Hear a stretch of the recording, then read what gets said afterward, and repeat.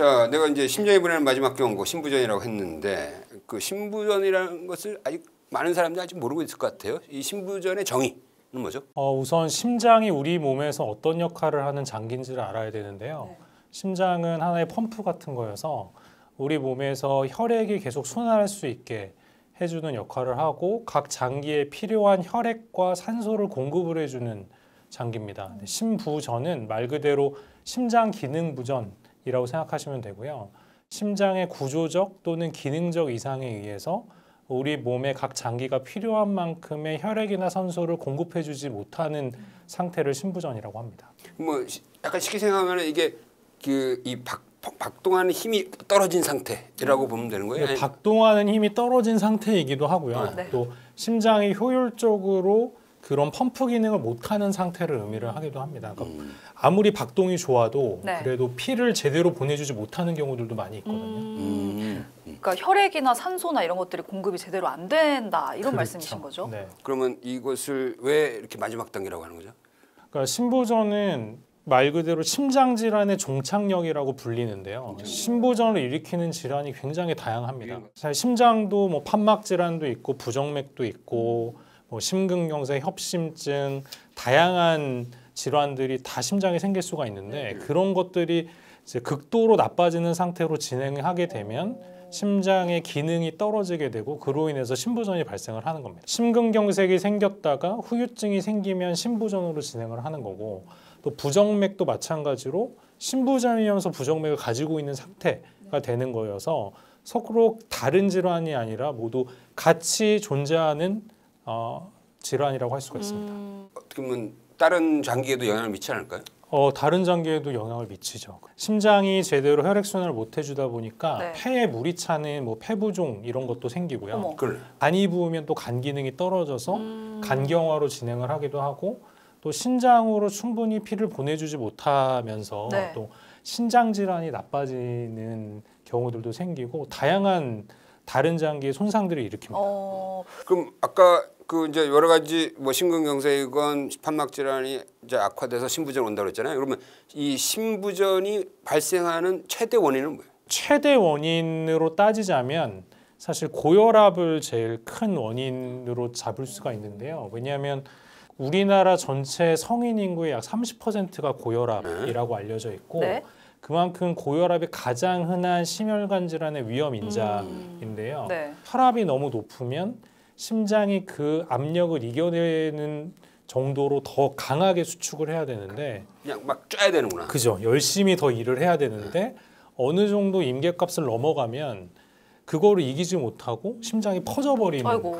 게 되는 거예요. 그래서 그냥 막 짜다가 그냥 완전히 번아웃 되는 거구나. 그렇죠. 네. 그래서 순수히 고혈압 때문에 심부전이 발생을 하기도 하고 또 고혈압이 판막 질환의 원인이 되기도 하고 또 심근경색의 원인이 되기도 하고 부정맥의 원인이 되기도 하거든요. 그러니까 돌고 돌아서 심부전을 일으키는 처음 시발점으로 작용을 하기도 합니다. 그래서 실제 심부전 환자들을 이렇게 연구한 내용들을 살펴보면 많게는 심부전으로 입원한 환자의 약 70에서 80% 정도가 고혈압을 갖고 있었다고 또 알려져 있기도 합니다. 당신은 심부전이야 라고 딱 진단할 수 있는 가장 중요한 진단 수단은 초음파인가요? 네, 가장 확실한 진단 수단은 심장 초음파와 그다음에 오심도 자술 뭐 이런 게 있는데요. 그냥 일반적으로 진료실에 온 환자들한테 가장 손쉽게 해볼 수 있는 검사면서 심부전을 진단하는데 가장 유용한 검사는 심장 초음파라고 할 수 있습니다. 초음파. 그러니까 심부전이 사실 진단이 어려운 경우가 종종 있는데요. 네. 제가 심장 초음파 검사, 심부전 진단하는데 도움된다고 말씀드렸는데 일부 환자들은 활동 시에만 증상이 생기고 심장 기능 이상을 일으키는 환자들이 있습니다. 움직일 때만. 움직일 때만. 근데 그런 환자들한테서 가만히 누워서 심장 초음파를 하면 아무런 이상의 소견이 발견이 안 되는 거죠. 그런 환자들한테 누워서 자전거를 타면서 심장 초음파를 시켜보면 활동을 일부러 시키는 거예요. 그러면서 운동 부하를 계속 주게 되면 심장이 좀 더 빨리 뛰면서 심장의 기능적인 이상이 초음파를 통해서 발견이 됩니다. 그래서 진단을 하는 때 그런 방법을 써서 진단을 하기도 하는 거죠. 아까 얘기했는데 그 우심도자술이라고 살짝 얘기했잖아요. 요거는 또 뭐예요? 목에 있는 정맥이나 이제 다리에 있는 정맥을 통해서 저희가 가느다란 철사와 플라스틱 관을 집어넣어서 심장 안에 압력을 측정을 합니다. 결국에 심부전이라고 하는 병은 심장 내에 압력이 증가해서 심장으로 피가 잘 못 들어오거나 또는 심장에서 이 폐를 전신으로 피를 잘 못 보내는 상태를 의미를 하는 거거든요. 그래서 심장 내 압력을 측정하는 게 가장 정확한 검사입니다. 심장 내 압력이랑 폐동맥이랑 이 폐 모세혈관의 압력을 측정을 하면 그러면 이 환자가 왜 숨이 찬지 혈액순환이 왜 잘 안 일어나고 있는지를 감별을 할 수 있는데 도움이 많이 되고 우심도자술을 통해서 심부전을 확진을 할 수가 있고 그러네. 환자들이 이렇게 호소하는 증상들이 있을 거 아니에요. 그렇죠. 네. 되게 가장 흔하게 얘기하는 증상이 뭐예요? 가장 흔하게 얘기하는 증상이 얼마 전부터 조금만 걸어도 숨이 차다. 자려고 누웠는데 네네. 숨이 차서 누워서 잘 수가 없다. 그래서 잘 때 앉아서 자야 된다. 어머나. 이게 앉아서 자는 거랑 이렇게 누워서 자는 거랑 뭐 영향이 다른가요? 영향이 있죠. 왜냐하면 심장 기능이 떨어지면 혈액순환이 잘 안 된다고 말씀드렸잖아요. 혈액순환이 동맥으로 피를 내보내는 것뿐만 아니라 다른 장기에서 심장으로 피가 들어와 줘야 되는데 심장 기능이 떨어지면 그런 피들이 잘 못 들어옵니다. 그러면 이렇게 간이 붓고 폐에 물이 찬다고 말씀드렸잖아요. 폐에 물이 차게 돼서 폐에 물이 이렇게 찰랑찰랑 차 있는데 이렇게 눕게 되면 실질적인 폐 용적이 줄어들어요. 폐 용적이 줄어들면 그만큼 우리가 들여 마실 수 있는 산소량이 줄어들기 때문에 누워 있으면 폐 용적이 줄어드니까 숨이 더 차고 앉으면 상대적으로 폐 용적이 늘어나서 환자분들이 앉았을 때 조금 더 숨찬 게 좋아진다라고 많이 얘기를 해요. 그리고 또 다리 붓는 증상도 많이 얘기를 하거든요. 다리가 부어요. 네, 다리가 붓는다. 그래서 실제로 보면 이 함요부정이라고 이야기를 하는데 정강이 있는데 살 있잖아요. 거기에 손으로 이렇게 눌러보면 대개는 보통 사람들은 손으로 눌렀다가 떼면은 자국이 안 남죠. 그쵸? 근데 다리가 부어 있는 환자분들은 병적으로 보이는 분들은 누르면 거기 피부가 쑥 들어갔다가 떼도 다시 안 나옵니다. 어머. 푹 파여 있는 거죠. 푹 파여 있는 그 거죠. 정도로 네. 붓는다고요? 그럼 어떤 상황에 있는 분들이 심부전 초기 검진을 받으면 좋다. 뭐 이런 게 좀 있을까요? 우선 심부전에 특징적인 증상이나 징후가 있다고 하는 분은 빨리 심부전에 대한 검사를 받아보는 게 좋죠. 쉽게 피로하고 숨도 되게 평소보다 빨리 차고 다리가 붓고 그런 분들은 빨리 심부전 검사를 받아보는 게 좋고요. 네. 중요하네. 그다음에 두 번째로는 결국에 심부전은 심장질환의 종착역이라고 말씀을 드렸잖아요. 그래서 심혈관 질환 위험 요소들을 갖고 있는 환자라면 심부전 검사를 한번 정기적으로 받아보는 것도 좋습니다. 대표적인 위험 요소가 고혈압, 네. 그리고 당뇨, 이상질 혈증, 그다음에 이미 콩팥이 안 좋은 분들, 만성 신장 질환이 있다든지 네. 또 뇌경색 같은 거 있었던 분들은 이미 혈관 질환이 있다라는 뜻이고 그런 게 다 심장이랑 연결이 돼 있기 때문에 그런 분들은 좀 심부전에 대해서 좀 검사 받아볼 필요가 있다라는 걸 좀 알고 계시면 좋을 것 같고요. 중요해. 그다음에 세 번째는 이미 심장 질환이 있는 환자들. 그러니까 심장 질환이 결국엔 진행하면 심부전으로 진행을 하는 거니까 이미 심장 질환이 있다고 한다면 주치의랑 상의해서 심부전에 대한 검사가 필요하지 않은지 한번 꼭 상담을 받아보시면 좋을 것 같습니다. 좋네요. 그러니까 사실 이런 근데 증상이 나타나기 전에 미리 좀 검사를 받고 초기에 발견을 하면은 굉장히 럭키하지 않을까 싶거든요. 그렇죠. 그러면 초기에 내가 직접 그냥 병원을 방문해서 받을 수 있는 검사는 또 어떤 게 있을까요? 그런 증상을 호소를 하시는 분들한테 심장 초음파 검사를 굉장히 쉽고 빠르게 할 수 있는 나라거든요.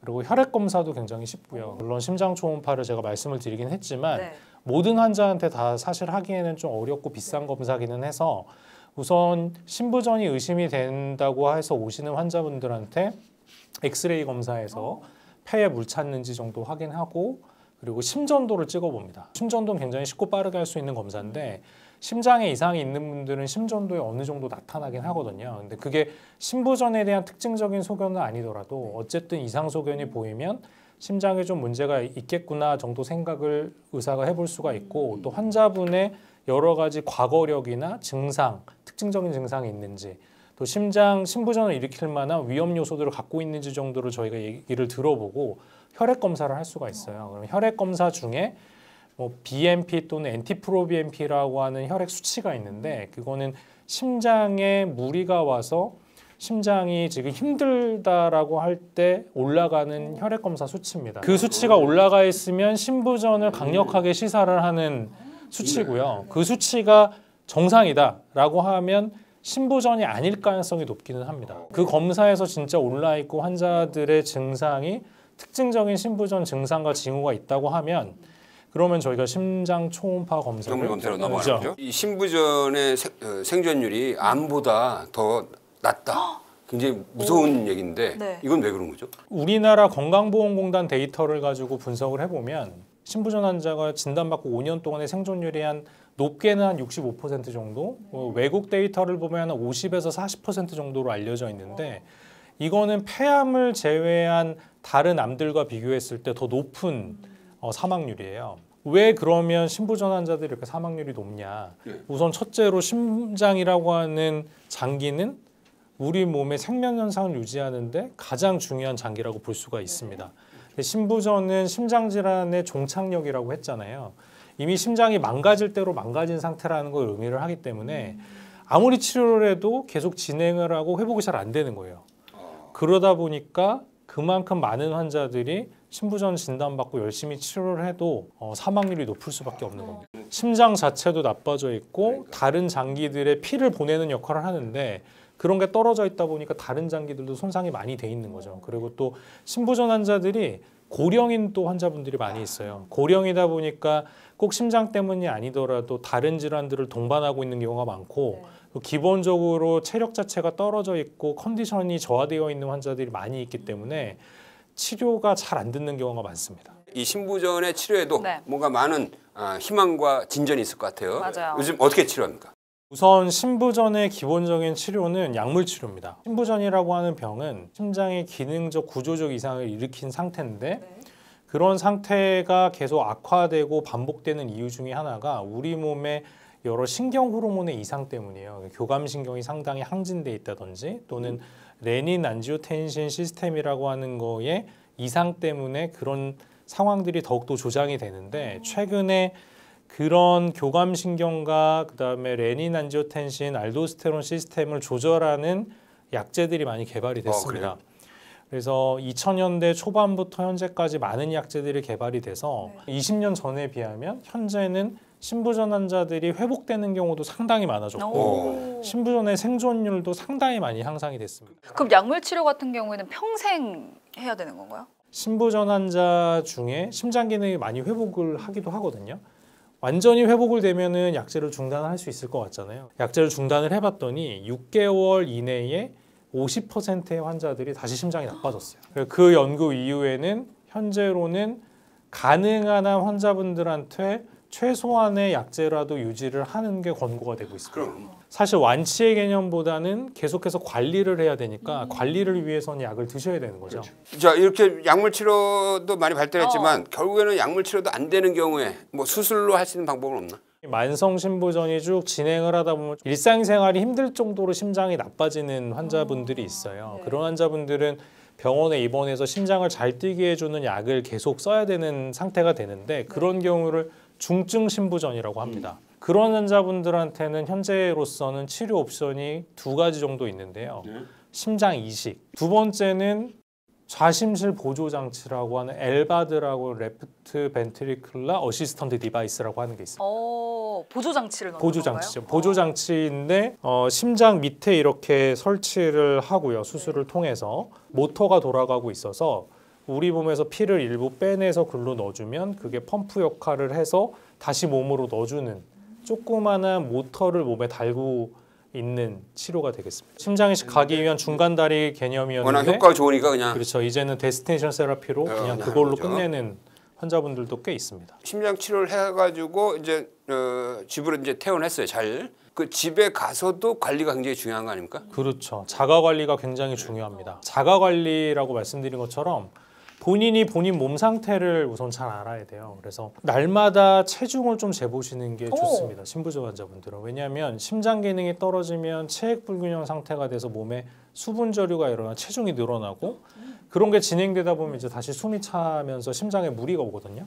날마다 체중을 체크를 해야 되고 그리고 혈압 측정도 되게 중요하고요.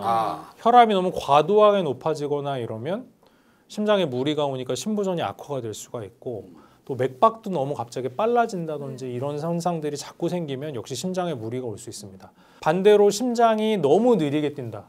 그래도 문제가 될 수 있거든요. 또 혈압이 너무 많이 떨어진 상태가 되면 심장이 우리 몸에 필요한 장기에 혈액을 제대로 못 보내주는 상태라는 걸 뜻할 수 있기 때문에 역시 또 주의를 기울일 필요가 있습니다. 그러면 이제 심부전 진단을 받은 환자들 중에 일상에서 이것만큼은 꼭 피해야 한다. 뭐 이런 게 좀 있을까요? 짜게 드시는 건 안 좋습니다. 우리 몸에 이 소금기가 들어오면 몸에 남아서 그게 수분을 잡고 있어요. 그러니까 심부전 환자들은 안 그래도 우리 몸에서 수분을 배출하는 여러 가지 약재들을 복용을 하고 있는데 짜게 먹으면 그만큼 몸 안에 나트륨 염분이 남아서 수분을 계속 머금고 있습니다. 네. 그렇게 계속 쌓이면은 혈액도 많아지고 그만큼 심장이 처리해야 되는 우리 몸에 물이 많아지는 거거든요. 그러면 심장에 무리가 오기 때문에 안 좋아지고 두 번째로는 음주를 하면 안 됩니다. 음주하면 맥박수가 빨라지고 부정맥 같은 것도 잘 생기거든요. 그럼 심장에 무리가 올 수밖에 없습니다. 세 번째로 흡연하시는 분들. 흡연하면 안 됩니다. 흡연하면 혈관이 수축이 일어나요. 혈관 수축이 일어나면 혈압이 증가합니다. 그러면 심장에 무리가 올 수밖에 없어요. 그리고 스트레스 받으면 안 됩니다. 역시 스트레스 받으면 혈압 올라가고 맥박 빨리 뛰거든요. 그런 걸 주의하셔야 됩니다. 아니면 운동은 좀 어떨까요? 피해야 될 운동, 좀 하면 좋은 운동 이런 것도 있을까요? 네, 기본적으로 이제 가벼운 유산소 운동을 계속 권유를 해드립니다.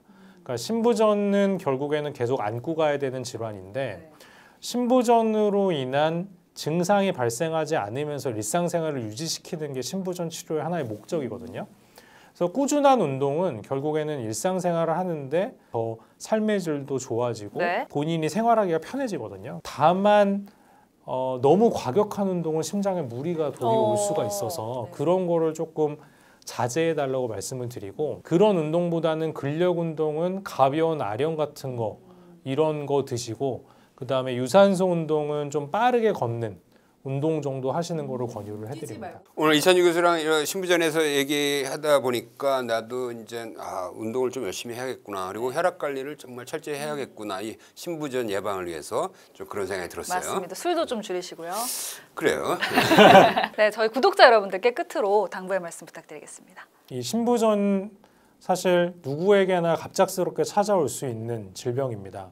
다만 이 신부전이라고 하는 병은 대부분은 평소에 몸 상태 건강 관리 잘 하시면 피해갈 수 있습니다. 그래서 항상 본인 몸에 대해서 간과하시지 말고 이런 뭐 고혈압, 고지혈증, 당뇨 이런 흔한 만성 위험인자 관리부터 시작해서 항상 몸 상태를 잘 살펴보시고 철저히 관리하시면서 평소에 운동 같은 거 열심히 하시면 신부전 피해갈 수 있을 거라고 생각이 듭니다. 이게 이제 부정맥이 이제 자칫하면 돌연사로 이어질 수 있다라는 얘기를 많이 하잖아요. 그 이 부정맥의 정의는 뭔가요?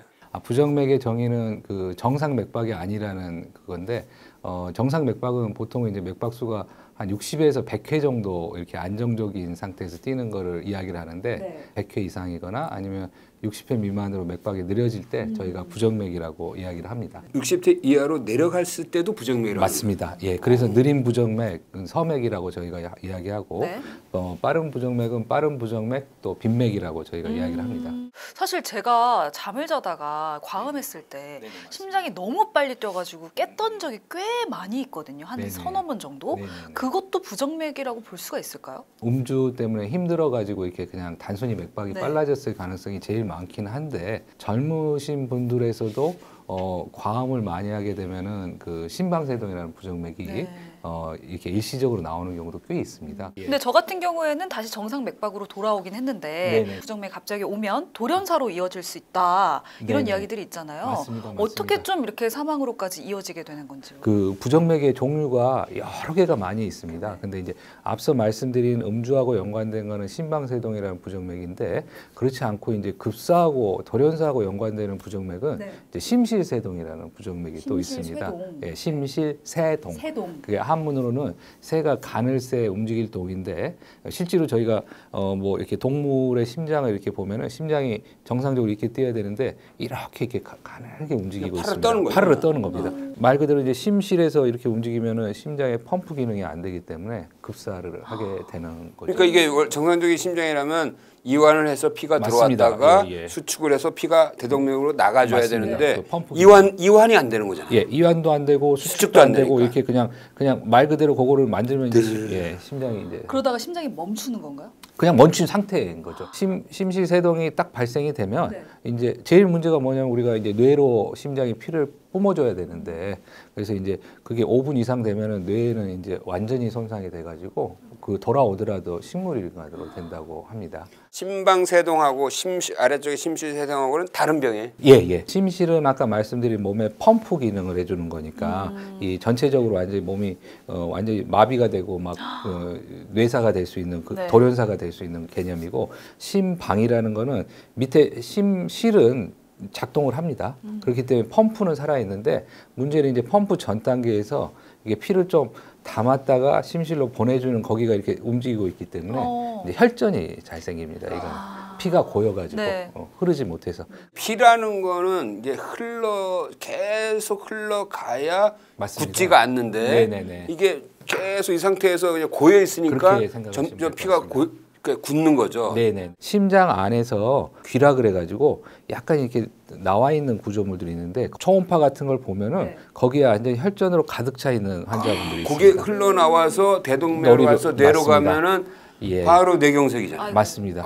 그다음에 이제 또 하나 중요한 포인트가 뭐냐면 이거를 적절하게 항원고요법을 하면 막을 수가 있기 때문에 조기 발견하고 적절한 치료가 실제로 저희가 환자 애우까지 개선할 수 있기 때문에. 그럼 이게 심방세동이랑 심실세동이랑 왜 생기는 거예요 도대체? 일단은 심방세동부터 말씀을 드리면은 심방세동은 가장 중요한 위험인자가 나이입니다. 나이. 나이 들면 생겨요? 예. 노화가 원인인가요? 노화가 원인입니다. 그 나이 드신 분들이 이제 얼굴이나 이렇게 보면 주름이 이렇게 생기지 않습니까? 그게 결국은 뭐 섬유화 때문에 그러는 건데 똑같은 과정으로 심장에도 이제 노화가 생기면서 섬유화가 생기면서 전기적 흐름이 엉망이 된다고 생각하시면 됩니다. 이 심장이라는 건 완전히 이제 전자 제품이나 마찬가지 맞습니다. 아니에요? 예. 근데 심실세동은 그거하고 조금 다른 게 뭐냐면은 이 제일 흔한 게 그 심실에 가는 혈관들이 이제 막히는 겁니다. 예를 들어서 한 60 뭐 그 정도 되는 분들이 심근경색이라고 혈관이 막히는 병이 생기면 마찬가지로 그 혈관이 분포하는 그 부위에 피가 안 가기 때문에 그쪽에 정기적 현상이 틀어지면서 이제 똑같이 이렇게 세동이 생기는데 이제 급사로 넘어가게 되죠. 그럼 이제 우선 어떤 증상이 조금 있을 때 곧바로 좀 병원을 찾아서 조치를 취하는 것이 중요할 것 같은데 보통 어떤 증상들이 나타나나요? 이제 맥박이 막 빠르면은 환자분이 느끼는 게 막 두근두근하게 느끼는 거죠. 근데 어느 정도 이상으로 더 빠르게 되면은 이제 막 어지럽다, 막 그리고 숨차다 그렇게도 느낄 수가 있고요. 정말 빠르면은 그것 때문에 그냥 쓰러지거나 그리고 아까 말씀드린 결국 급사로 나타나는 것도 증상이거든요. 그 다음에 이제 맥박이 또 너무 느려지는 그런 경우에는 이제 만성적으로 이렇게 피로감을 느끼거나 좀 빨리빨리 걸으려고 해도 숨이 막 차고 그 다음에 마찬가지로 맥박이 아예 딱 잠깐씩 스톱이 되면은 실신을 하거나 쓰러질 수도 있습니다. 아이고. 대부분은 그 두근거리는 증상하고 어지러운 증상이 가장 많습니다. 의심이 좀 돼서 응급 상황은 아니지만 검사를 해본다라고 한다면 어떤 걸 좀 할 수 있을까요? 이제 부정맥의 진단에서 가장 중요한 거는 그 심전도에서 기록을 하는 게 가장 중요합니다. 패치 형태로 뭐 예를 들어서 2주까지도 레코딩할 수 있는 기계들이 많이 여기다 이렇게 붙입니다. 겉에다가요? 예.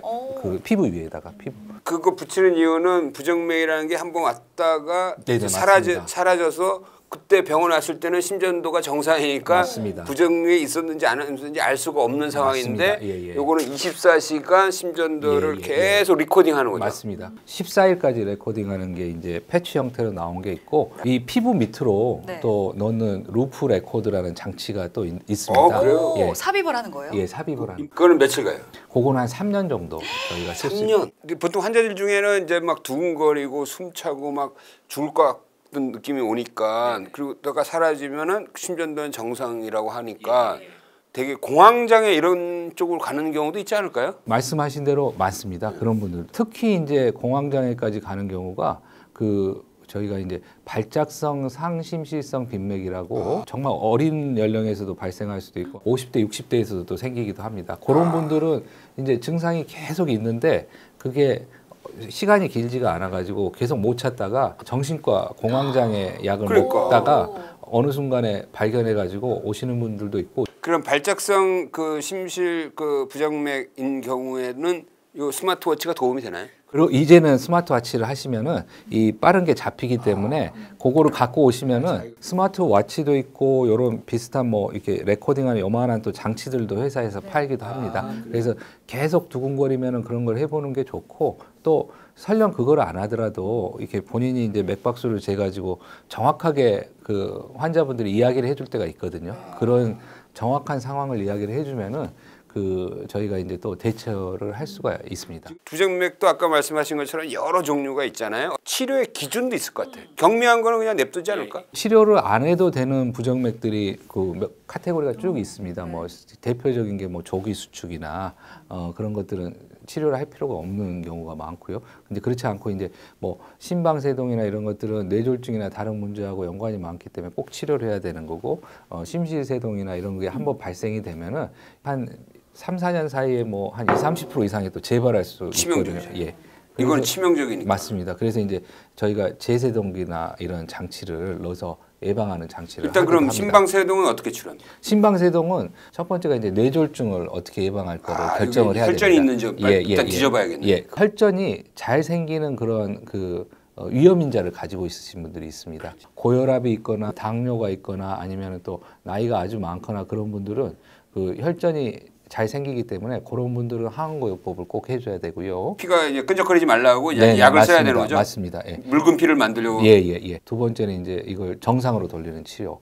항부정맥제나 아니면 시술을 해야 되고요. 항부정맥제라고 심장에 이렇게 정기적으로 내려가는 그 전기 신호를 조절하는 그런 약들이 있습니다. 한 3, 4년 전까지만 해도 1차적으로 시술로 가느냐 아니면 약물로 가느냐 이렇게 했는데 시술이 그렇게 100% 좋다는 걸 입증을 못 했었습니다. 근데 이제 최근 나오는 치료들이 너무 안전도가 올라가 가지고 시술을 하는 것도 좋다는 이야기가 많이 나오고 있습니다. 요즘은 이 시술 자체가 워낙 안전하고 효과가 좋으니까 시술을 굳이 먼저 불안하게 약물요법을 할 이유가 없이 바로 시술을 먼저 하는 경우가 더 많더라. 자, 그러면 여러 가지 심방세동에서 이렇게 누전을 일으키는 그거를 다 지져서 깔끔하게 정리해서 부정맥이 재발 없이 치료되는 확률이 몇 프로? 한 80%대 80%? 생각을 하시면 되고요. 요즘 나오는 개념은 심방세동을 1기, 2기, 3기, 4기 막 그렇게 나눕니다. 아주 초기에 이걸 찾아서 하면은 병소도 작기 때문에 시술 부위도 작고 결과도 좋기 때문에 그래서 이제 조기에 그냥 시술을 해버리자.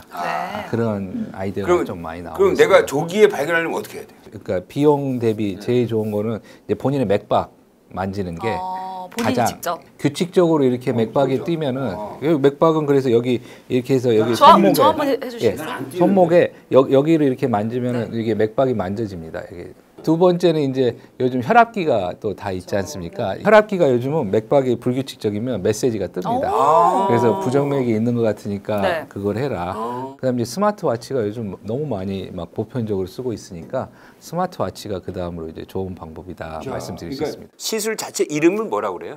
전국 도자 절제술이라고. 전국 도자 절제술. 그래서 이제 도자 절제술이라고 이야기를 많이 합니다. 도자라는 거는 이게 카테타, 이게 긴 카테타 선을 도자라고 저희가 이야기를 합니다. 그래서 이제 그 안에 그 세 가지 방법이 있습니다. 그래서 하나는 이제 고주파 에너지를 써서 하는 방법이 있고, 두 번째는 이제 냉각 풍선이라 그래가지고 뭐 질소 가스로 해가지고 풍선해서 하는 방법이 있고, 이제 최근에 펄스장이라는 방법이 나와서 이런 세 가지 방법을 쓰고 있습니다. 그러니까 펄스장은 뭐예요? 그러면? 펄스장은 이제 뭐냐면은 그 세포에 이렇게 일시적으로 이렇게 구멍을 만드는 겁니다. 이게 이제 오랫동안 이 구멍이 유지가 되면 그 세포 내외의 그 삼투압이 달라지면서 세포 안으로 이렇게 물이 많이 들어가서 세포가 터져서 죽게 됩니다.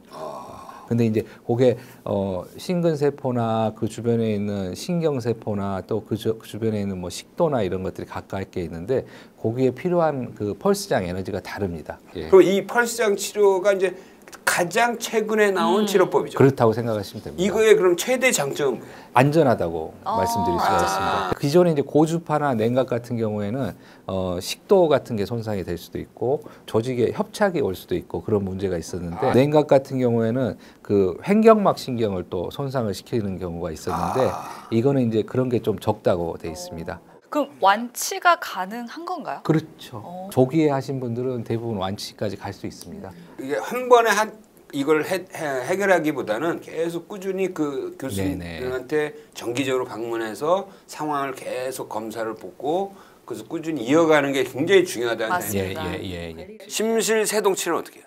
심실세동은 아직은 지지는 거 자체 효과가 없어요. 좀 애매합니다. 근데 이제 다행히 제세동기라는 장치가 있습니다. 요거는 영화 같은 데 보면 심장마비 났을 때 이렇게 쇼크를 주는 거를 작게 해가지고 그 우리 그 트럼프 그 카드 있지 않습니까? 그거 한 절반 정도 사이즈로 이제 만든 장치를 여기 피부 밑에 이렇게 심습니다. 그리고 선을 이렇게 심장 안으로 해가지고 그래서 부정맥이 아주 빠른 부정맥이 나왔을 때 쇼크를 줘가지고 얘가 자동으로 감지를 하는 거예요. 감지를 합니다. 근데 이제 그 맥박수가 얼마 이상이 맥박수가 올라가면 이게 쇼크가 나가게 세팅을 저희가 해줍니다. 한번 심실세동이 있었던 환자들한테도 이걸 적용을 하고 그다음에 심실세동을 저희가 예측하기는 어렵지만 정말 고위험군이라는 환자분들이 있습니다. 그래서 심장 기능이 많이 떨어져 있는 환자들은 상당히 많이 생기기 때문에 그런 분들은 심실세동이 없었어도 요게 이제 나라에서 보험을 해줍니다.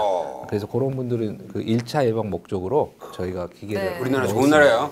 근데 한번 삽입을 하고 나면은 또 교체를 해줘야 되는 거죠? 예. 제세동기 같은 경우에는 한 6, 7년 정도 배터리가 간다고 생각하면 되고요. 네? 그다음에 이제 맥박이 느릴 때 넣는 게 박동기인데 그거는 뭐 한 10년, 10년, 13년 그렇게 간다고 생각하시면 될 것 같습니다. 그러니까 이 완전히 심장이 천천히 뛰는 부정맥. 맞습니다. 그거는 심박동기를 넣는데 오히려 그거는 이제 뛰도록 유도하는 예. 만약에 심장 박동이 40 이하로 떨어지면 막 작동되는 맞습니다. 예, 저희가 이제 세팅을 해놓습니다. 40이든 60이든 그러면 그 이하로 가면은 기계가 작동해서 뛰게 해주는 거고. 부정맥이라고 해서 치료가 필요한 섬액의 기준은 몇이에요?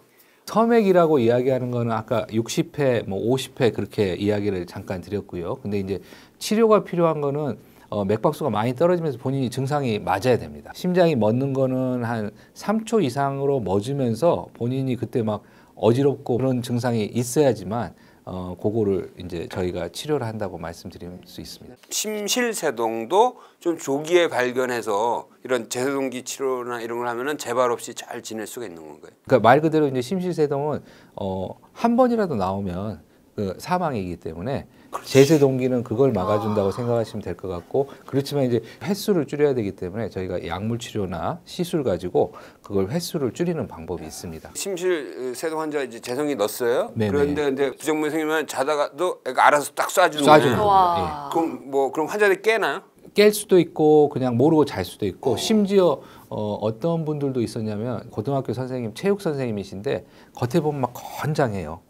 근데 이제 그분이 이제 심장기능이 떨어져서 제세동기를 넣었고 그분이 이제 서울역에서 이제 딱 쓰러졌는데 쾅 해가지고 딱 깨어나셨어요. 그래가지고 이제 그때는 이제 우리나라에서 1차 예방으로 제세동기가 쓰는 경우가 그렇게 많지는 않았습니다. 근데 이제 방치지 안 하셨으면 아마 죽었겠다. 그러니까. 실제로 그런 환자들을 이제 경험을 하면 할수록 그 1차 예방이나 이런 치료들을 꼭 해야겠다고 이제 의사들이 설명을 합니다. 네, 사실 이제 부정맥의 진단도 좀 어렵고 치료도 까다로운 만큼 예방을 잘하는 것이 중요하지 않을까 싶거든요. 이것만은 좀 주의해야 된다. 이런 게 좀 있을까요? 제일 중요한 거 생각하면 아까 말씀하신 음주.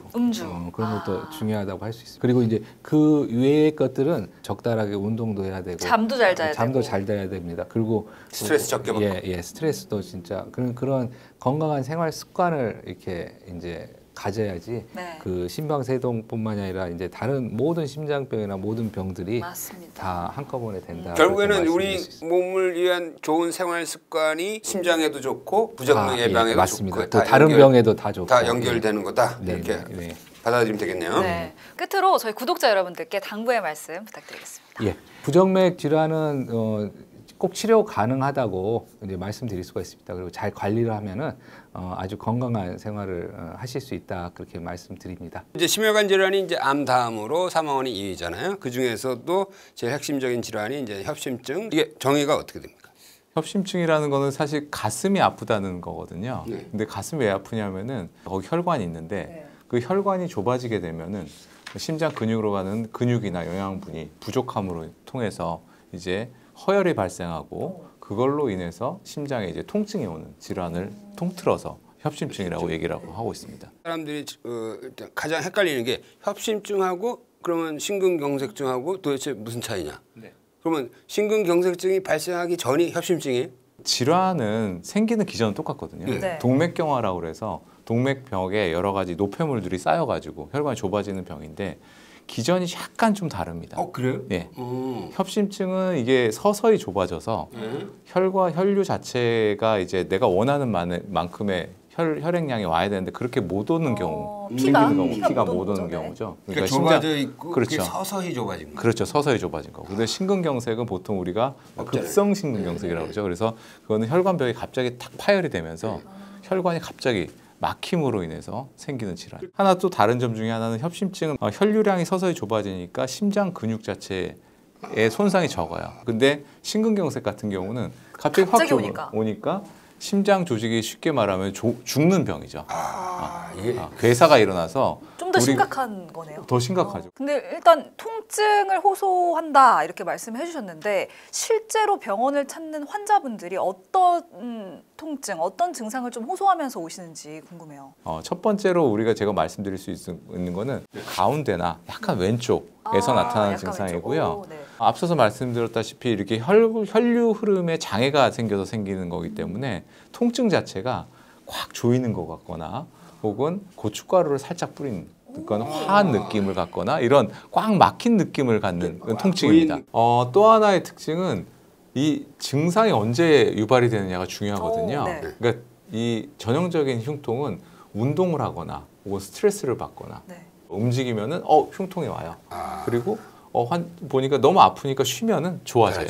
이거 굉장히 중요하네. 그러니까 심장에 부담이 왔을 때 통증이 오는 거고. 맞습니다. 네. 그리고 쉬면은 좋아져. 네. 이게 중요한 포인트는 쉬면 좋아지는 거예요. 맞아요. 그럴 때는 바로 병원으로 가야 되는 거예요. 맞아요. 네. 아니 근데 지속 시간은 어느 정도인가요? 통증의 지속 시간. 안정형 협심증하고 불안정형 협심증이라는 병이 있잖아요. 네네. 근데 보통의 안정형 협심증이 우리가 말하는 협심증입니다. 일반적으로. 일반 협심증. 네, 협심증. 그런 경우는 보통 5분 정도 증상이 있다가 사라지는 경우가 대부분이에요. 불안정형은 뭐예요? 불안정형은 심근경색의 전 단계라고 생각하시면 되는데요. 앞서서 말씀드린 것처럼 혈관이 서서히 좁아져가지고 혈류 장애가 오는 게 아니고 불안정형 협심증도 똑같이 심근경색과 같이 혈관벽이 파열이 되는데 아까 운동할 때나 어떤 스트레스 받을 때 흉통이 있었다 그러는데 이거는 안정 시에 흉통이 나타날 수 있습니다. 심하니까. 그렇죠. 심한 상태니까. 그리고 지속 기간도 한 20분 정도로 지속이 되고요. 기네요. 지금 지금 말씀하신 전형적인 협심증이나 불안정 협심증의 증상을 보이면 외래로 가야 돼요? 응급실로 가야 돼요? 둘 다 가셔도 됩니다. 만약에 증상이 계속 지속이 된다. 그러면 응급실로 가는 게 맞습니다. 그러니까 이 증상이 5분 정도 있다가 사라졌으면은 일단 외래 정도 가서 맞습니다. 진료를 받는 게 좋고 만약에 5분이 돼도 사라지지 않고 계속 20분 지나는 게 그럴 때는 응급실로. 네, 그래서 테스트할 수 있는 방법 중에 하나가 이거 중요해. 네, 안정을 취했는데도 증상이 있다. 그러면 우리가 보통 이제 구급약이라고 하는 게 있어요. 니트로글리세린이라는 그런 약을 줍니다. 보통의 경우는 이 약효가 5분에 없어져요. 5분 만에. 이걸 먹었는데 20분 있다 증상이 좋아졌다. 이거는 효과가 있는 건 아니에요. 어디 가다 갖고 다니다가 맞습니다. 만약에 내가 흉통이 왔다. 그러면 혀 밑에 넣거나 뿌리는 거죠. 간편하네요. 넣었는데 5분 만에 좋아지지 않으면 한 번 더 넣을 수 있고요. 3번까지 넣고 나서도 안 좋아진다. 그러면 이거는 아까 말한 불안정형 협심증이나 심근경색일 가능성이 있는 거죠. 또 하나의 반대쪽으로. 이거는 바로 응급실에 가는 거예요. 응급실 가야죠. 체한 느낌으로만 있는데 그래서 소화기 질환으로 계속 생하고 이렇게 병원에 늦게 오는 경우도 있지 않을까요? 있습니다. 그럼요. 심장 혈관이 심장 전체를 이게 분포하고 있는데 그 중에 이제 심장 아랫부분 하벽이라고 그러는데 그게 보통 이제 오른쪽 심장 동맥이 그쪽에 어떤 혈관 역할을 하거든요.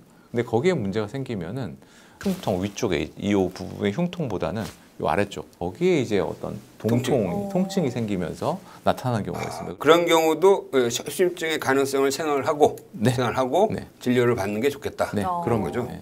이 협심증이 이렇게 뭐 잘 생기는 뭐 부위가 있어요? 협심증의 증상은 보통 요 상복부 네. 아래쪽으로는 증상이 나타나지는 않습니다. 상복부 위쪽으로. 위쪽으로 상복부 위쪽으로 증상이 나타나죠. 그리고 대부분은 이제 오른쪽보다는 왼쪽으로 나타나죠.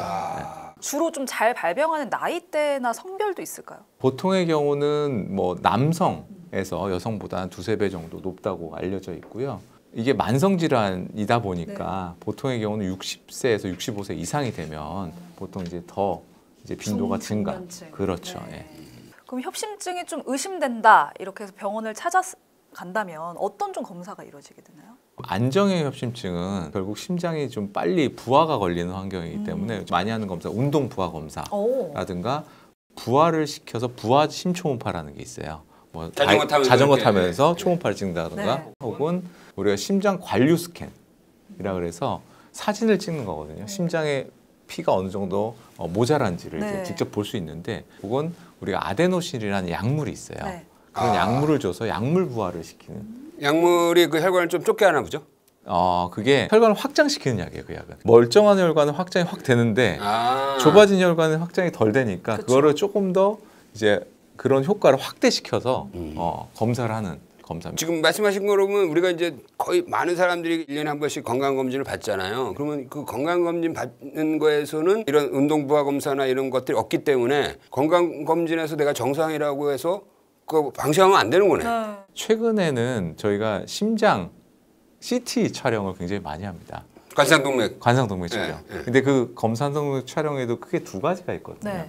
첫 번째는 칼슘 스코어라 그래가지고 칼슘이 얼마만큼 몸에 많은지를 측정하거든요. 그게 동맥경화의 정도를 측정하는 건데 한 가지 이제 우리가 생각해야 될 부분은 비례는 하지만 그게 있다 그래서 병이 있다 없다라고 저희가 판단할 수는 없기 때문에 그런 경우는 이제 조영제를 안에다 넣고 찍으면은 혈관 내경이 보입니다. 그래서 혈관이 얼마큼 좁아졌는지를 직접 보는 검사가 이제 심장 컴퓨터 단층 촬영이 되겠죠. 그럼 이제 협심증의 진단을 받았다.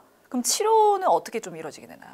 첫 번째로 제일 중요한 거는 이게 동맥경화성 질환이기 때문에 거기만 병이 있는 건 아니거든요.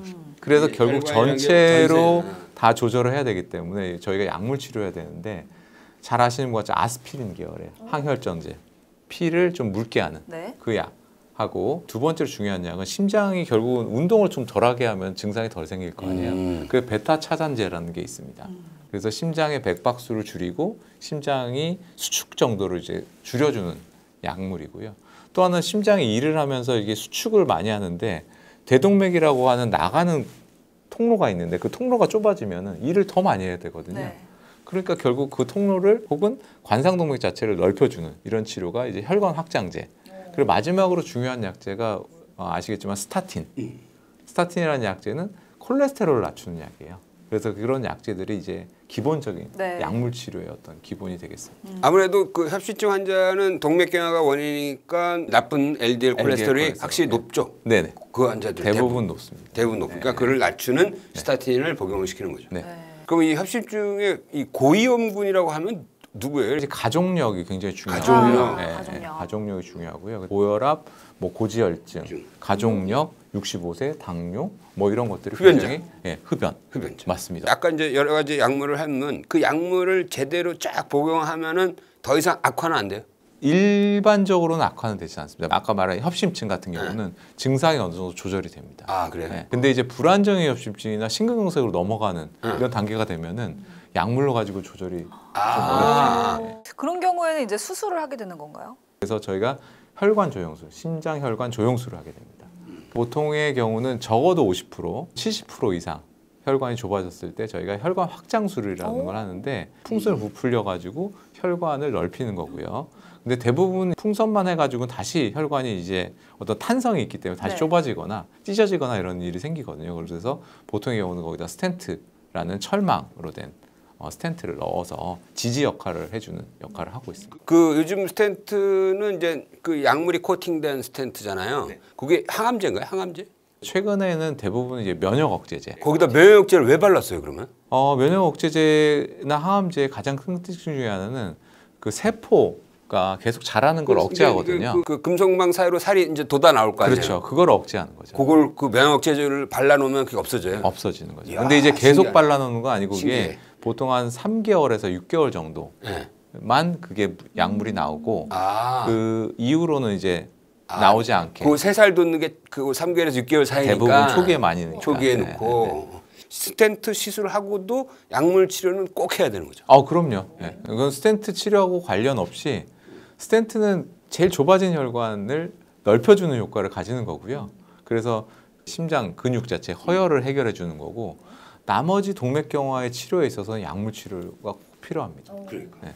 요새는 또 하나 이제 치료 중에 하나 풍선에도 약이 묻혀진 풍선이 있어요.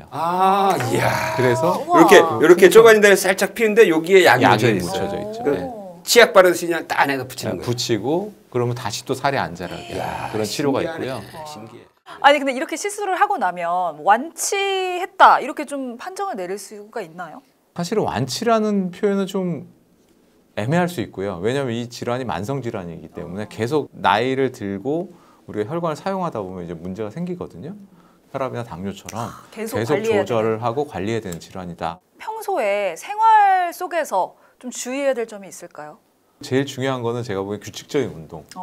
이게 제일 중요하고 두 번째는 식습관에 있어서도 골고루 섭취를 하는 게 굉장히 중요하다고 생각합니다. 물론 이제 저희가 하지 말아야 될 거 있죠. 흡연, 음주, 매일 뭐 육류만 먹는다든가 이런 것들은 하지 말아야 되지만 그런 게 너무 이게 먹는 거나 그런 거에 스트레스를 받으면 사실 스트레스도 문제거든요. 그래서 어느 정도의 균형 잡힌 식단하고 규칙적인 운동이 가장 중요하지 않을까라는 생각이 들고요. 최근에 약이 너무 많이 좋아졌어요. 그러니까. 약이 너무 좋아져서 정말 약을 복용을 잘하면은 굉장히 유지가 잘 될 수 있다라고. 그러니까 어쨌든 검사를 좀 주기적으로 해서 빨리 발견하는 게 굉장히 중요할 것 같은데 이런 검사 외에 또 협심증을 예방할 수 있는 방법이 있을까요? 좀 건강한 식습관이라고 운동 같은 이런 생활 습관이 굉장히 중요하죠. 그리고 많은 경우는 사실은 이게 뭐 본인이 잘못해서 그럴 거라고 생각하지만 아까 말했듯이 가족력이라는 어떤 가지고 타고난 요인이 굉장히 크거든요. 그런 부분은 저희가 어떻게 컨트롤할 수 없지만 그 외의 부분을 잘 컨트롤해야 되는 거예요. 자기가 또 정기적으로 뭐 검사해 볼 건 없나요? 일단 콜레스테롤 치료 한번. 콜레스테롤은 굉장히 중요합니다. 그래서 특히 이제 남성 같은 경우는 어느 정도 콜레스테롤 수치가 비슷해요. 근데 여성 같은 경우는 두세 배 적다고 남성이 많다고 그랬는데 한 60세 정도 넘어가면 남성하고 여성의 비율이 거의 비슷해지거든요. 폐경 때문에 그죠? 폐경이 생기면서 에스트로겐이 이제 어떤 이런 보호 효과가 있었는데 그런 게 없어집니다. 그래서 LDL이 확 올라가는 경우가 많아요. 그런 경우에는 제가 보기에는 한 번쯤은 LDL을 다시 한번 측정을 해보는 것도 굉장히 중요한 방법입니다. 네, 오늘은 협심증과 관련해서 많은 이야기 나눠봤는데요. 끝으로 저희 구독자 여러분들께 당부의 한 말씀 부탁드리겠습니다. 마지막으로 제가 하고 싶은 얘기는 이게 너무 이 병에 대해서 두려워하지 말고 이 병에 대해서 잘 알고요.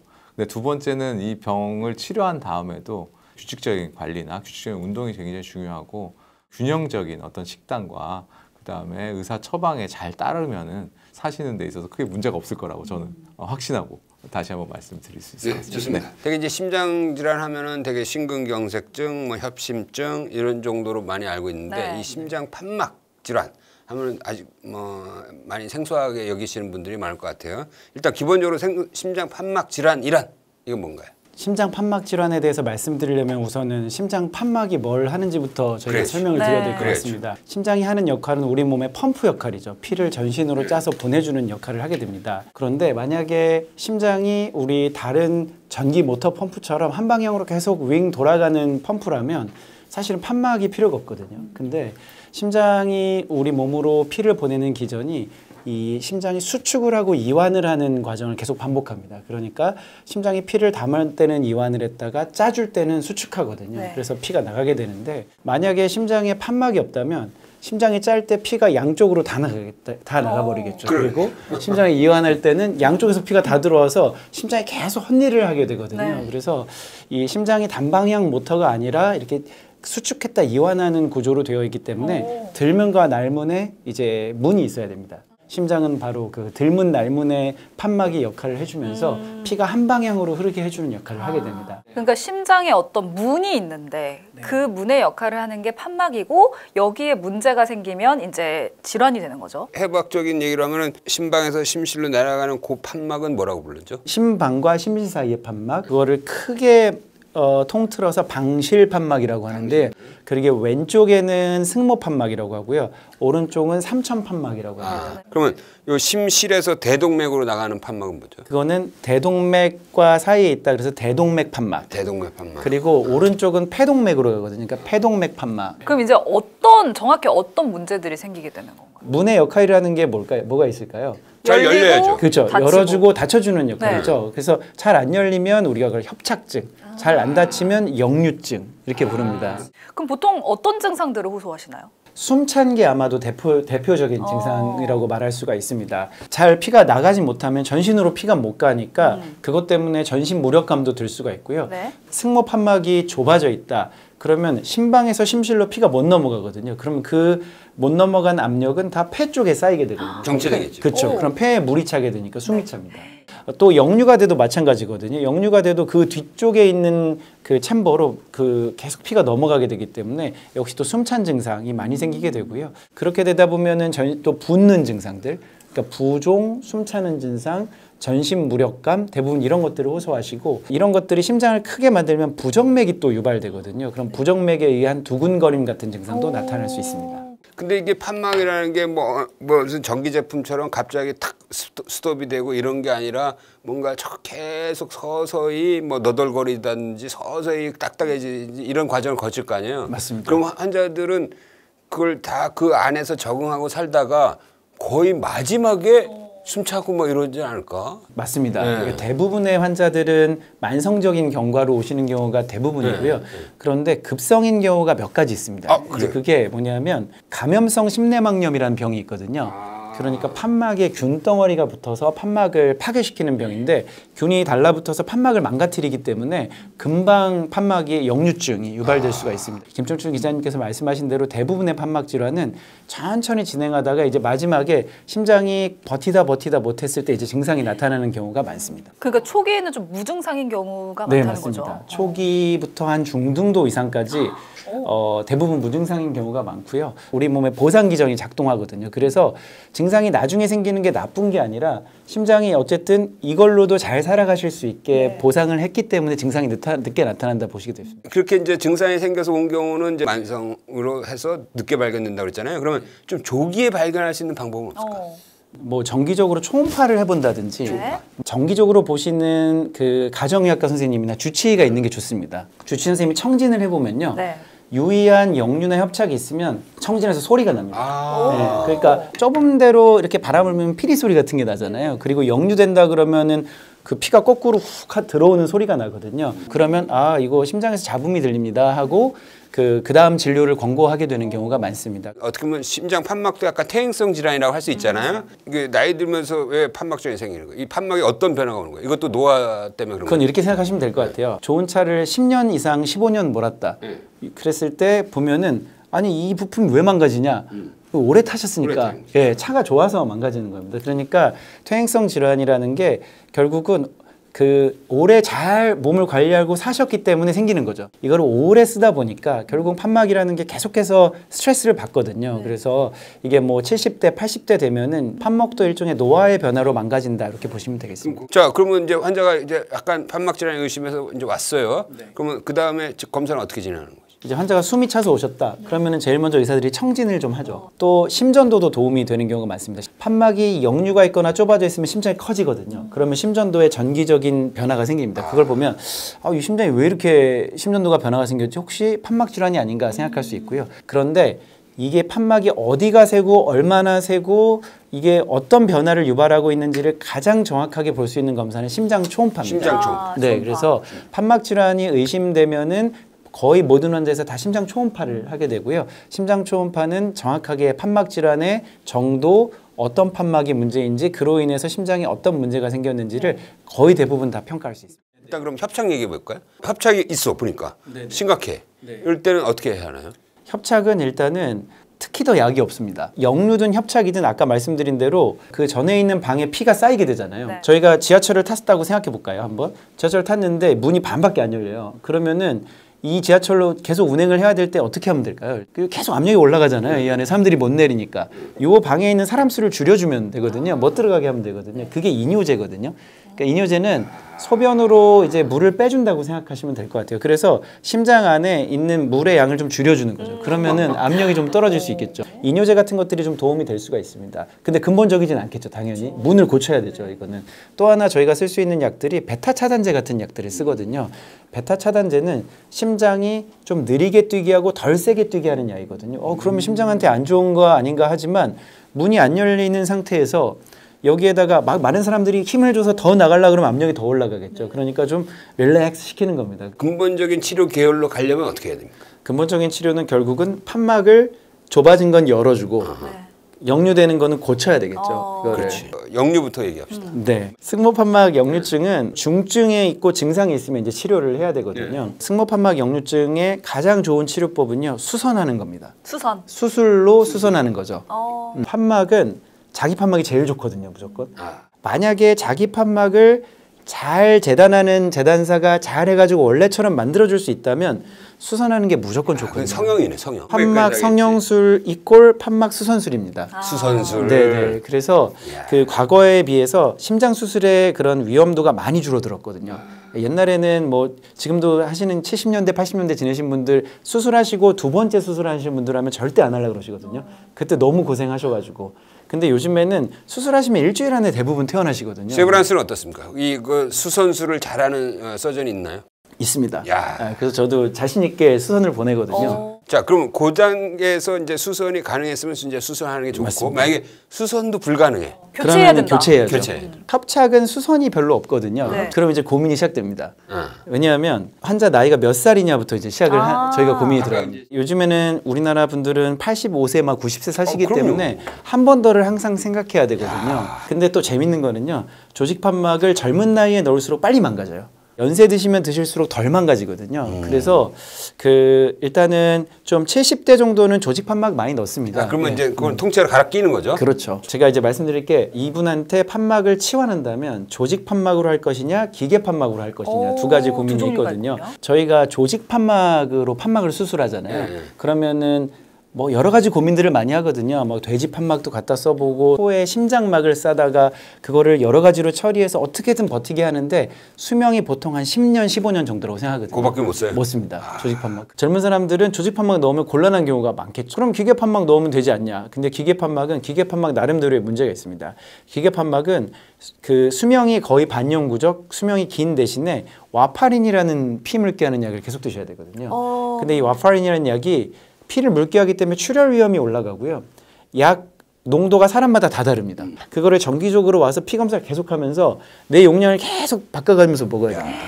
굉장히 골치 아프죠. 번거롭네요. 이 기계 판막이라는 게 개념이 무슨 뭐 배터리가 연결되고 그런 개념이 아니죠? 아닙니다. 그냥 네. 압력 차이로 열렸다 닫혔다 이런 맞습니다. 거죠? 네. 피가 오면은 열리고. 그럼 네. 기존에 있던 판막은 아예 제거를 하는 건가요? 맞습니다. 기존에 있던 판막을 다 뜯어내고 거기다가 새 판막을 넣어야 됩니다. 만약에 첫 번째 수술은 어떻게 보통 몇 시간 하나요? 좀 요새 기술이 발달해서 금방 끝나요. 요즘에 대동맥 판막 수술은요. 심장 세우는 시간이 한 30분, 1시간도 안 됩니다. 다른 여러 판막 같이 하는 경우에는 뭐 2시간 뭐 이렇게 걸리는 경우도 있는데요.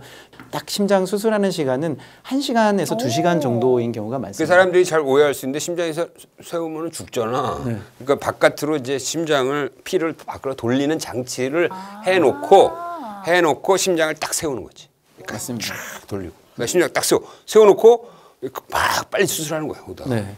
심장을 오래 세우고 오래 수술하면 그만큼 예후가 안 좋기 때문에 그 수술하는 그 서전들은 내가 이걸 얼마 만에 빠른 시간에 빠르게 하느냐가 굉장한 실력으로 스피드가 관건이네요. 하고요. 요즘에 나오는 판막을 빨리 수술할 수 있게 해주는 장치들이 많이 있습니다.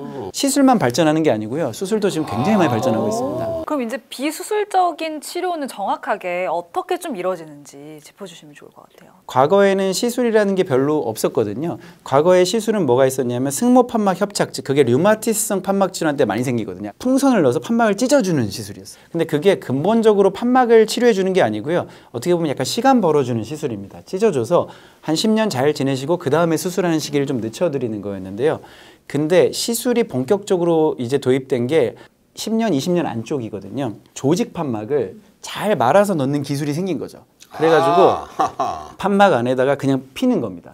원래 있는 판막 안에다가 피는 거죠. 네. 사타구니에 있는 동맥으로 들어가서 판막을 펴주는 시술을 반대쪽으로 넘어가서 그 안에 딱 위치시킨 다음에 하나 둘 셋 하고 탁 펴요. 네. 그러면 얘가 딱 펴지면서 판막이 딱 펴지면서 원래 있던 판막을 싹 밀어내고. 맞습니다. 와. 근데 또 수술도 요즘에 여기 조금만 째고 하는 수술 여러 가지 방법들이 나오거든요. 로봇으로 들어가서 하고 그러면 그런 것들도 또 굉장히 금방 퇴원하시거든요. 그러니까 둘 다 지금 많이 발전하고 있어가지고 심장 수술이나 시술이 예전처럼 위험하고 그러지 않거든요. 그러니까 만약에 의사가 권고하면은 치료 잘 받으시는 게 좋을 것 같습니다. 그러니까 말씀을 쭉 듣다 보니까 본인 상황에 맞는 적절한 치료를 받는 것이 굉장히 중요하지 않을까 싶은데요. 수술이나 시술 전후에 환자분들이 좀 알아둬야 할 그런 관리법 같은 게 있을까요? 수술이나 시술 다 포함해서 말씀드리면요. 만약에 수술이 예정돼 있으시면은 저희가 환자분들한테 말씀드리는 게 있습니다. 1번이 치과 치료를 받고 오셔라. 다 해결하고 오셔라. 그게 있어요. 왜 그러냐 하면 아까 제가 말씀드린 게 감염성 심내막염이라는 걸 하나 말씀드렸었습니다. 이게 인공물질이 들어가 있으면 피에서 균이 떠다니다가 붓기 좋은 환경이거든요. 예, 피 안에 균이 떠다니는 상황을 어디가 제일 잘 만드냐 하면은 이 잇몸이나 이에서 잘 들어가요. 치주염. 또 이런 판막 수술이나 시술을 하시게 되면 아까 말씀드린 대로 피물개한 약을 드셔야 되거든요. 그러니까 치과 치료하시기가 곤란해요. 여러 가지로 약도 끊으셔야 되고 이러기 때문에 저희가 보통은 발치할 거나 뭐 스케일링 이런 것들을 다 하고 오시게 하는 편입니다. 두 번째로 시술 전에 꼭 하셔야 되는 게 담배 태우시고 계셨다면 꼭 금연하셔야 됩니다. 이 담배 태우시는 분들은 기계호흡 이탈할 때 여러 가지로 곤란한 게 많거든요. 그래서 담배 태우시는 분들은 그 다음에 판막 나빠지는 거 막기 위해서도 꼭 금연하셔야 되고요. 수술 후에는 약들이 많이 생겼을 겁니다. 초기에 특히 피물게 하는 약. 절대 초기에 끊으시면 안 됩니다. 그게 혈전이 생기기 특히 수술 직후에 굉장히 유리한 조건이거든요. 그래서 피물게 하는 약을 잘 드시고 와파린의 또 하나 우리 골치 아픈 게 먹는 이런 음식에 따라서 농도가 막 제각각 변할 수 있거든요. 그래서 먹는 거에 주의할 음식들을 좀 주의해서 드셔야 됩니다. 그리고 대부분 수술 직후에는 몸 안에 물이 많아진 상태거든요. 그래서 저희가 이뇨제를 쓰는데 이럴 때 짜게 또 더 많이 드시면 더 붓게 될 수 있거든요. 그래서 수술 직후에는 좀 덜 짜게 드시는 거, 약 잘 드시는 거, 그리고 음식 주의하라고 한 것들 잘 주의하시는 거, 이런 것들이 수술 후에 아마도 제일 중요한 지침들이 아닐까 싶습니다. 네, 오늘은 심장 판막 질환에 대해서 조익성 교수님과 함께 이야기 나눠봤는데요. 끝으로 저희 구독자 여러분들께 당부의 한 말씀 부탁드리겠습니다. 심장 판막 질환은 위험 인자도 명확하지 않고 그러면 어떻게 예방할 것인가도 명확하지 않고 또 조기에 진단됐다고 해서 이거를 진행을 막는 치료법도 많지 않은 좀 골치 아픈 질환일 수가 있습니다. 증상이 생기신 분들은 빨리 치료받아야 될 수 있거든요. 그래서 숨찬 증상이 있다라고 하면은 판막 질환 혹은 다른 심장 관련 질환들일 수 있기 때문에 꼭 치료를 좀 잘 받으실 것을 권고드리고요. 또 하나 당부드리고 싶은 거는요. 요즘에 검진을 많이 하면서 경도 역류나 경도 판막 질환으로 오시는 분들이 굉장히 많고 많이 불안해 하시거든요. 근데 경도나 특히 중등도에서 무증상인 경우에는 지켜보는 경우가 대부분 많고 경도 같은 경우에는 검진하면은 여기 계신 분들 다 아마 나올 수 있습니다. 네. 그래서 경도의 판막 질환은 치료를 요하지 않는 경우가 대부분이니까 그렇게 진단됐다고 너무 막연하게 또 걱정하실 필요도 없겠습니다. 판막 질환은 잘 진단하고 적정한 시기에 잘 수선하고 치료하고 뭐 여러 가지 방법들을 하면은 치료할 수 있는 질환이거든요. 그래서 그 담당하시는 의사 선생님과 잘 의논하셔서 치료 계획 세우시면 좋을 것 같습니다. 좋습니다. 네. 자, 우리가 그동안 그 심장 판막에 대해서는 별로 생각을 안 해봤는데 오늘 심장 판막에 대해서 들으면서 야, 심장 판막이 굉장히 중요한 역할을 하는데 이걸 어떻게 내가 좀 아끼면서 살아야겠다는 생각이 좀 들었습니다. 맞습니다. 영상 보고 궁금한 점 있으셨다면 댓글로 남겨주시고요. 좋아요와 구독 버튼도 눌러주시면 감사하겠습니다. 세브란스 병원과 함께하는 심장건강 지키기 프로젝트 오늘 심장 판막 질환으로 함께해 주신 조익성 세브란스 병원 심장내과 교수님 오늘 감사합니다. 고맙습니다. 감사합니다. 고맙습니다.